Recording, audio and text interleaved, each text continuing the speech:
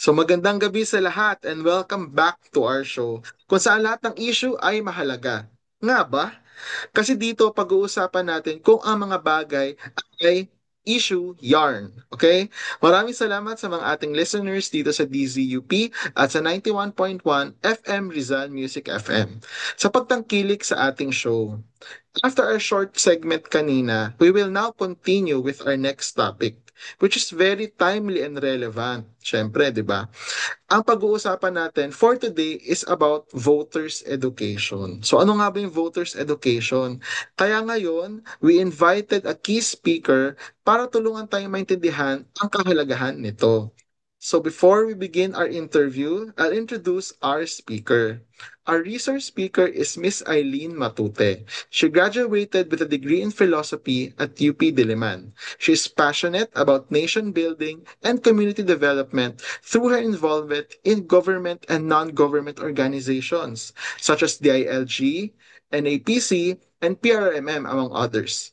Currently, she is one of the leaders of Bawat Isa Mahalaga, a faith-based organization clamoring for social justice, overseeing and collaborating with provincial organizations to drive B1M's message and programs.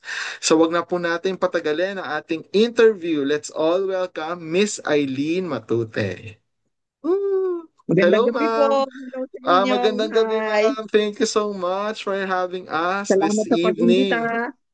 Yes, opo, nako, very important po yung pag-uusapan namin, ma'am. So we decided to have a speaker from B1M na talagang turuan kami kung ano nga po ba yung kahalagahan ng voters education. So, Ma'am Eileen, first question ko lang po, ano ba ibig sabihin po ng voters education? Siguro magandang pag-usapan yung kahalagahan ng voters education dun sa definition niya din. Yung voters Mm. education kasi parang sinasabi mo, ah bilang botante, kinakailangang i-educate ka kasi voters ed. Ngayon, Mm. palawakin natin yung pag-unawa sa voters ed na ang ibig sabihin natin ay pahalagahan natin ang ating boto para masiguro Mm. natin na may maganda tayong ambag sa paglikha ng ating bansa, 'di ba? So, Oh, yes. yung limitation ng concept ng voters ed is tuwing election lang ba ginagawa dapat ito? Yun ang tanong. At na-realize din Mm. namin, kasama na rin ang kausap namin, 'di ba hindi dapat? Dapat it's a continuing education ng lahat ng mamamayan para Mm. makaboto tayo ng tama na siyang mamumuno sa pagpapaunlad ng ating lipunan at pagpapahalaga sa bawat isang mamamayan. Oh, tama. So, So, yun nga po, medyo Miss ay, yeah, opo. pinalawak na natin ang definition and Mm, importance. yes, akala ko po kasi sa totoo lang, ma'am, pag sinabi mo kasi voters education, baka unang isipin ng ibang simpleng mamamayan, ay, ano ba yan? Parang kailangan pa ba yan ng course? O kaya naman, isa pang pag-aaral? Ang voting is parang ano siya nasa sa atin siyang own will. Kumbaga nga, tayo ang magdidesisyon kung sino iboboto. So ngayon, yung pagboto natin minsan, siguro, emotion-based, pero yun pala, meron pa pala tayong tinatawag na education na kailangan. Para makaboto nga tayo ng sinasabi natin na tama.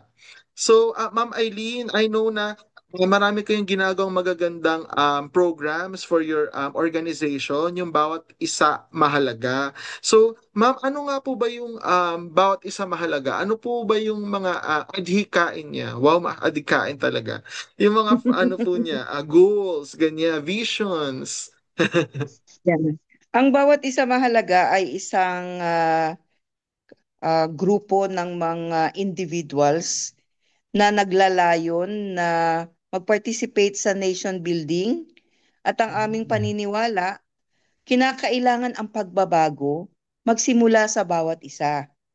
At ang pagbabago na yun ay mangyayari lamang kung ang bawat isa ay mag-iisip at kikilos, kumbaga hindi lamang sa utak kundi pati sa gawa batay sa kanyang identity.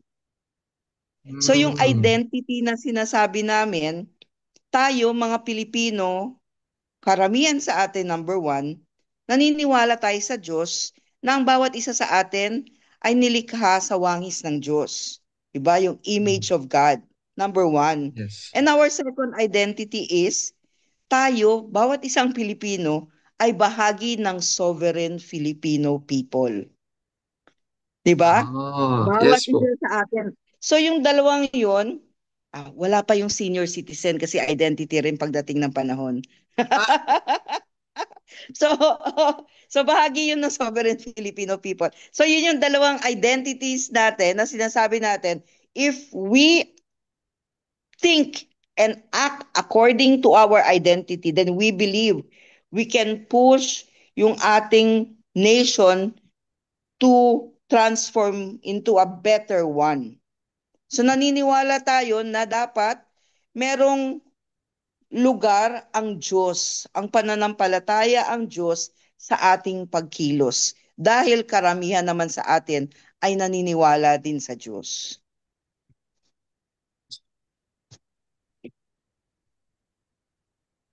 siya, ah, dito sa Southeast Asia, parang tayo lang po yung ano, no, ng Christian country, unless kasama po yung, I think East Timor.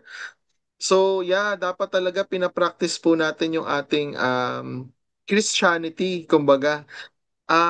Ma'am Eileen, next question ko po, kailan po ba nag-form po itong movement nyo na bawat isa mahalaga? Ano po ba yung kahalagahan nito sa ating society po, sa ating Philippine society, yung relevance po niya? Gaya ng nabanggit na identity sa sinasabi natin, hindi lang tayo naniniwala doon sa sinasabi ng Constitution, yung preamble, di ba? Ang preamble, doon natin makikita yung ano yung mithiin ng bawat Pilipino, a just and humane society, di ba? Na nakadescribe doon kung anong ibig sabihin nun. So, ang nais natin sa B1M ay maisa-praktika natin kung anong ibig sabihin nun in actual mga programs. At sa bawat programa na to, dapat na-demonstrate natin ang pagiging anak din nating na Diyos na ang bawat isa ay ginawa sa wangis ng Diyos. For example, yung usapin ng justice issues, yung usapin ng paano ba mabibigay ang karampatang mga serbisyo sa bawat tao. So, itong mga bagay na to ay dapat na-access ng bawat isang mamamayan. Nais natin, number one, na malaman ng bawat Pilipino ano ba yung iyong mga karapatan. At the same time, kinakailangan alam din natin ano ang responsibilidad ng ating gobyerno. Hindi lamang tayo, kundi yung institutions of government. At kinakailangan, marami pang mga bagay na karamihan sa atin parang hindi masyadong malalim ang pagkaunawa at nasanay tayo sa, ano ba to, epekto lang kolonyalismo na ang ating pag-iisip ay palaging dapat merong, tawag ba doon ay Diyos-Diyosan sa atin? O Mm, meron kang tinitingala, meron kang iniidolo? Bahagi ba lang mm, ba yan ng kolonyalismo? So, mm. meron yang ano may pagpapatuloy na epekto sa kaisipan ng bawat Pilipino. Kaya pag sinabi mong dapat ay ma-empower, dapat ma-democratize. Di ba parang ang Democratize. layo ng mga words na yan dahil ang kasaysayan natin, bagamat maraming mga bayani na sinasabi, ang kalakhan ng ating mga mamamayan ay nanatiling may hirap, kulang sa Mm, edukasyon, hanggang sa ngayon maraming naghihirap. So ang layo na kailangan nating i-reach na mga kasama natin para magkaroon tayo ng collective na kaisipan na malaya, progressive, at mm, maunlad. Di ba? At the same time, na ang ating pananampalataya ay nakakahimok sa atin upang, number one, speak truth to power. Eh, ginagawa Mm. ba natin yan? Number two, faith in action. Ang mga sinabi ba ng Diyos na mga dapat ginagawa ng Kristiyano ay talagang nade-demonstrate ba natin? Yung usapin ng caring, yung usapin ng we have to promote justice. Di ba ayaw ng Diyos ng mga mapagsamantala? Di ba gusto niyang kupkupin Tama. natin ang mahihirap, ang mga nabibilanggo, ang mga balo at saka mga ulila? Di ba parang habang nagsasalita ako, nakakaiyak na lalo. Ah, Ang daming issues ng bansa natin, di ba?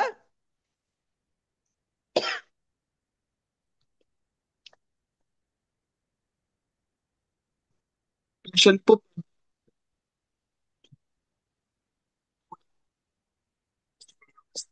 Wala akong naririnig, Joel. ay, hello ma'am. Ayan, ayan.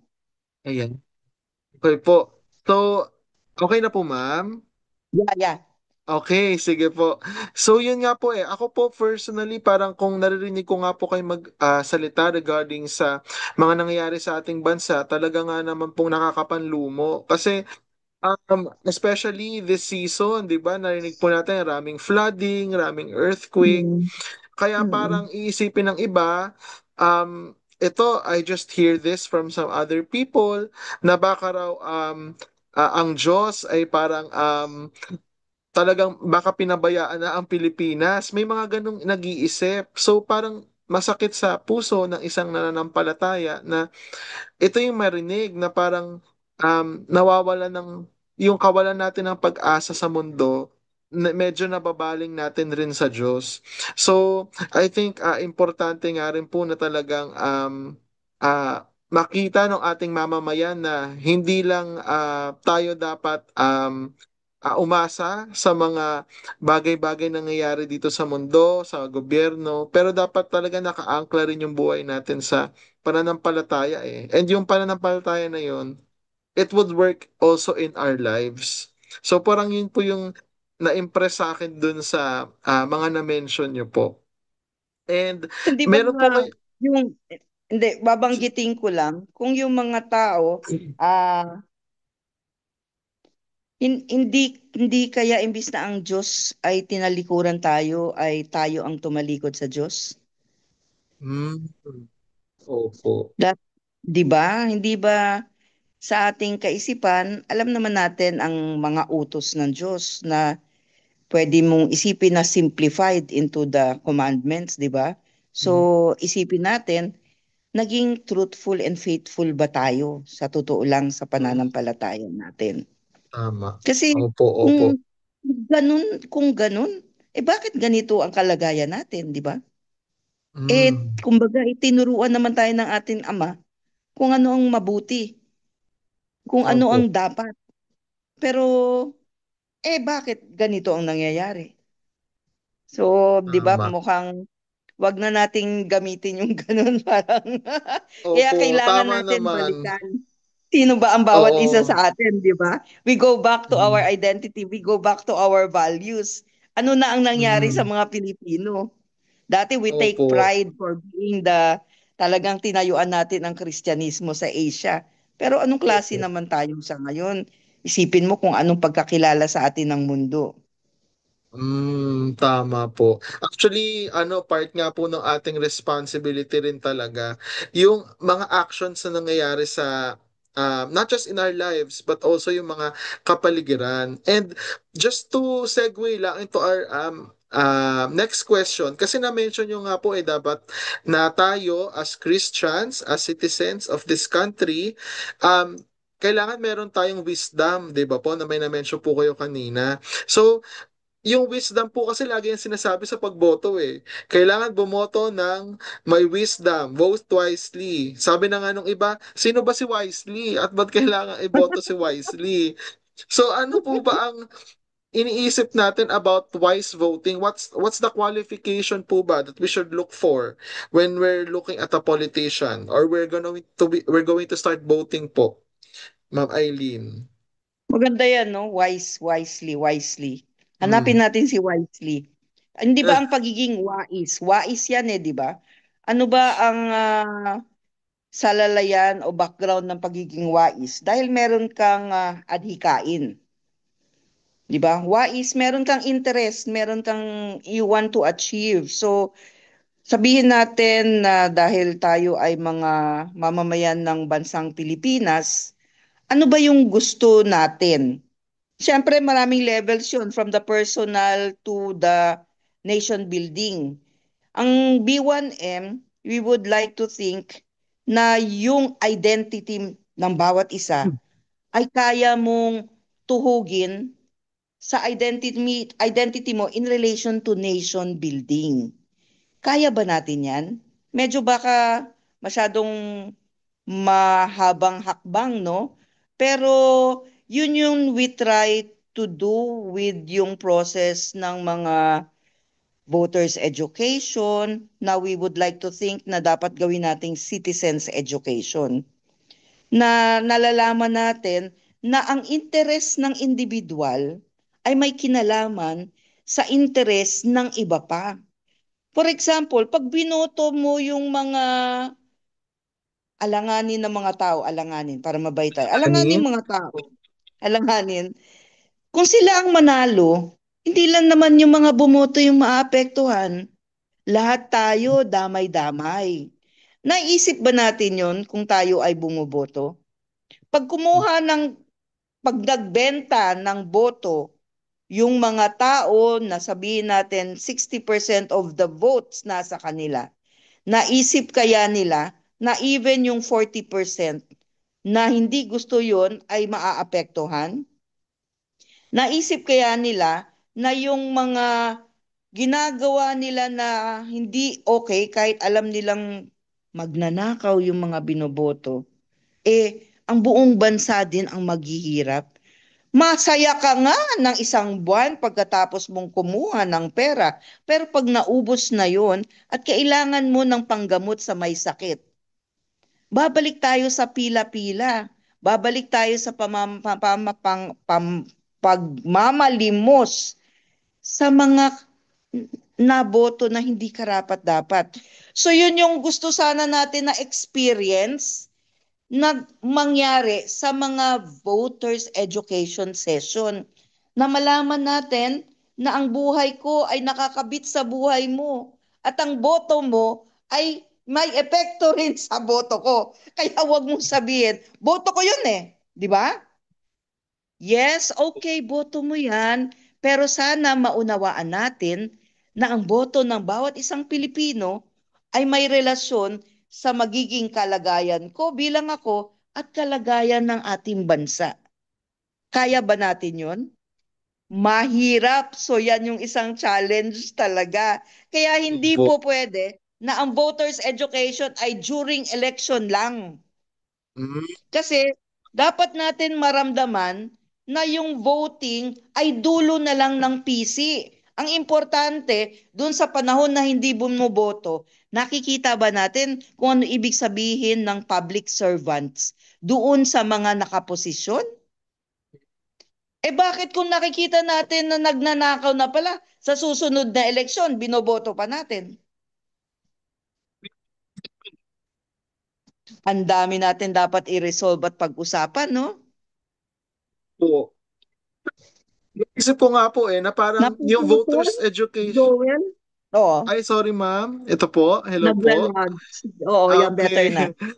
Okay lang po. So, yun nga po yung naisip ko Parang ang raming challenges sa voters education na parang nasabi nyo pa nga starting from rather sa dulo na ng pagboboto yung yung voting kumbaga yung boto sa tamang kandidato. Pero before that happens, ang rami pang challenges na kailangan kaharapin. So, sa inyo po ba ma'am, as someone who practices voters education, ano po ba yung mga samples of common challenges na na-experience nyo? Kasi may na-mention po kayo, ma'am, di ba? Parang um, alam mo nang magnanakaw, pero gusto mo pa rin iboto. Ako may kilala akong Mm-mm. ganyan kasi raw, yun nga nasabi ko, Mm-mm. cute daw kasi, cute. Sabi ko, ha? Mm-mm. Ang cute. Kasi magaling magbudot. Bodo. Okay po. So So, yun, dun ma'am. sa challenges, oo. Kahit na pinag-uusapan natin lahat ng mga ito, let me be cleared na there is always hope. We believe sa B1M because we know that God is working and God is in control of everything. So hindi natin Amen. bibitawan yung ating mga ginagawa. Tuloy-tuloy lang tayo. Yun ang ata sa atin, yun ang ating ginawang mission at naniniwala tayo na ang Diyos ay nasa atin. Ang mga bagay na sinimulan niya, siya rin ang magtatapos. Okay? So, Tama po. specifically to voters education, siyempre, at sa maraming bagay na nangyayari ngayon, ay isang challenge ay yung fake news. Fake Fake news. news. Ang information natin. Kaya, Mm. kumbaga, ang totoo nasa mukha na natin, pero hindi pa sila naniniwala dahil tinatabunan ng disinformation. Di ba? Mm. Dahil yung social media ay nangyayaring maging instrument ng pagtatakip ng katotohanan. So kinakailangan pag-isipan natin paano i-address yan. Number one. Opo. Number two, related to that, syempre, yung openness ng mga tao. Kasi nai-influensahan ng social media. So yung openness, medyo kumikitid. Kaya nga, ang isang lesson din namin sa voters education, isimulan natin ng mas maaga. So gawin nating citizens continuing education than just voters education. Hindi lamang yung pagbotohan na, kundi i-practice natin kung paano maging mabuting mamamayan. Kung paano maging aktibo sa pag-participate sa pagbubuo ng isang mabuting gobyerno. And by doing such, di ba, good governance. So dapat mag-demand tayo accountability, responsibility, mag-demand tayo ng consultations, at mag-participate tayo. So hindi na lang boto, di ba? Kaya nga nasa dulo na yung boto eh. Dapat now na. Mag-participate tayo now na. Hindi na lang sa selection.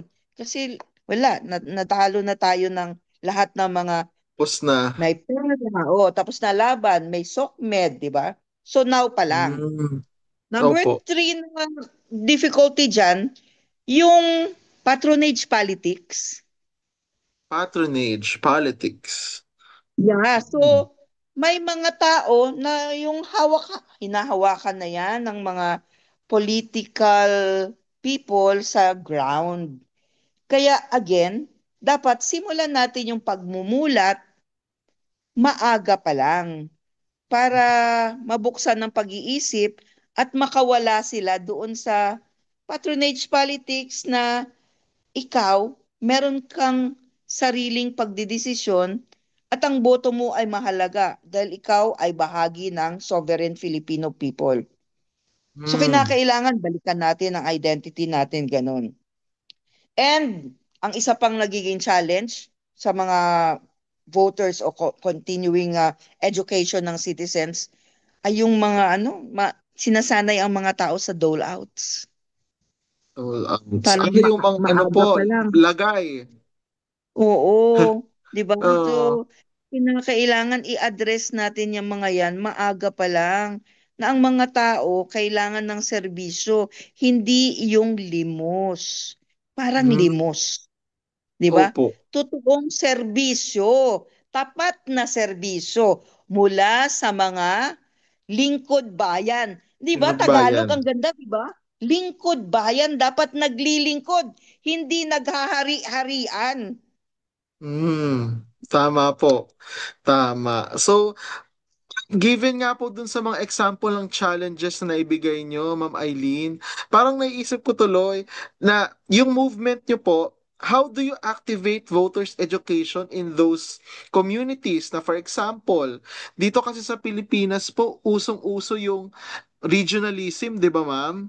Na parang ako, taga Cavite, for example, kahit na alam kong medyo questionable, pero dahil Caviteño kami, boboto ko siya, 'di ba? So parang one example lang yun ma'am ng problema natin sa pagboto. Pero in your organization, how do you activate that kind of education for these communities na may mga gantong problema po?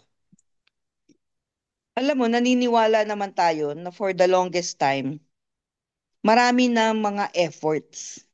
Kailangan Yes. natin i-appreciate na maraming mga tao at grupo na dahan-dahan gumagawa ng mga ganyan. So, kailangan lang natin tulungan din na mag-build at saka lumawak. For example, sa bawat isa mahalaga, we conduct yung mga orientation sa mga potential volunteers. We partner Opo. with the schools para ma-reach natin ang mga kabataan. Mm, We help develop mga trainers sa iba't ibang mga lugar opo. para pwede nilang i-integrate yung mga details related to yung particular sa kanilang mga region. 'Di ba? May Opo, may opo. sariling styling. So hindi rigid yung mga modules on education. So we reach out to partners and then they can Mm, modify depende doon sa context ng kanilang mga target participants sa mga education sessions natin. So importante opo. lang doon na importante talaga may pagkakaisa, yung tunay na pagkakaisa. Pagkakaisa. At Opo. merong meeting of the minds and hearts na Tama. marami sa kanila paminsan, 'di ba, nahihirapan, mahirap naman talaga. Pero mas Opo. mahirap kasi kung nag-iisa at kanya-kanya. Pero kung sama-sama, medyo mas dadali. At saka, Yes. kaya natin na mag-reach ng mas marami kung may sama-sama. Yes. Nako, thank you so much, Ma'am Eileen, for that very insightful parang kumbaga sharing of ano yung mga ginagawa po ng inyong movement. Ma'am, do you have anything else to talk to about our audience po? Kasi mga Gen Z, yung mga audience namin like me, joke, feeling ko Gen Z ako. Pero for example, ma'am, what kind of message would you like to tell us na gaano nga ba kaimportante yung boto namin? How can we activate yun nga yung nasabi nyo, yung pagiging public servants ng ating mga iboboto ng mga politicians, ma'am? Sa palagay ko, ang ating mga kabataan ngayon ay nakakaramdam na ng kailangang Hmm. pagbabago. Opo. Naniniwala ako na ginagawa na nila yung kaya nila para magkaroon ng pagbabago. Ang gusto kong malaman is kung handa na rin ang kabataan para makipag-usap doon sa medyo mas matatanda para sa Hmm. sama-samang pagkilos. Kasi we have Tama. to recognize na lahat merong share at may contribution at merong mission doon sa pag-attain ng isang, dahil B1M kami, ng God-centered Philippines. By Okay. our Opo. identity, we would like to claim that. Pero hindi natin kaya na tayo-tayo lang. So we would Opo. like to reach out doon sa younger generation. Let's talk. Let's build Hmm. trust and do things pwedeng separately, pero we are always open for joint action. Pero it starts with conversation sa palagay ko. Mag-usap tayo. So Okay, yun. ayun po. Thank you. Maraming salamat, Ma'am Eileen, for giving us this interview. Siyempre, of course, our program is about to end. Pero before that, gusto ko lang talaga i-share na sobrang rami kong natutunan about voters education. And of course, importante nga, as you've mentioned, yung participation. Kasi voting naman doesn't just happen like for one time. Of course, it will happen multiple times. It will happen also with Mm-mm. other people. And hopefully, with what we've learned today, matulungan nga tayo nitong mabigyan ng gabay in voting our next leaders. Kasi nga sila yung talagang magtataguyod ng ating bansa eh. Of course, we're all included in that movement, kumbaga, pero yung mga politiko kasi nasa kanila yung pera, nasa kanila yung kumbaga yung power to do greater change. So, yun lang Mm-mm. po Ma'am Eileen, maraming salamat po sa uh, for giving us this time, and especially po dun sa lahat ng mga nakikinig, nawa po ay meron kayong natutunang aral. Maraming salamat po. And before we end this interview, I would like also to thank you, Ma'am Eileen. I would like to thank our listeners. Hope you apply this in our lives po. Thank So, you, yun po. Jen. Sige, Ma'am Eileen. See you sa susunod na episode ng Issue Yarn. Magandang gabi po. Maraming salamat. See you. God bless Thank you, everyone. Thank you very ma'am. much. Magandang God gabi. bless po. Bye-bye.